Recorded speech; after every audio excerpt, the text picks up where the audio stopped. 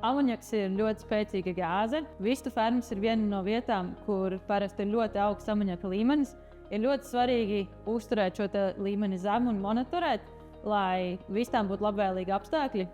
Jo, ja vistas ir slimas, viņām ir nepieciešams lietot vairāk antibiotikas. Un tad pārtikas ķēdē šīs antibiotikas noteikti nonāk līdz cilvēkam. Un no tā sabiedrībā var izveidoties diezgan liela antibiotiku rezistence, kas pēc tam novada pie problēmām, lietojot cita veida antibiotikas. Mēs gribam uztaisīt amoniaka sensoru, kas strādās ilgi un būs ar ļoti augstu jūtību, lai varētu šos līmeņus monitorēt un veikt preventīvas darbības, lai amoniaka līmenis būtu optimāls. Tirgū jau esošie sensori ir diezgan zemas jūtības un ātri nolietojas, tāpēc ir bieži jāmaina. Mūsu risinājums piedāvās ilgspējīgu amoniaka sensoru. Tehnoloģija, ko mēs piedāvājam, būs balstīta uz zudumu radošās rezonances principu, kas nozīmē, ka mums būtu vinvets ar īpašu pārklājumu, un šis pārklājums reaģē amoniaka klātbūtnē, un mēs redzam izmaiņas optiskajā signālā. Un tādēļ mēs varam noteikt ar diezgan augstu jūtību, kāds amoniaka līmenis ir esošajā tilpumā.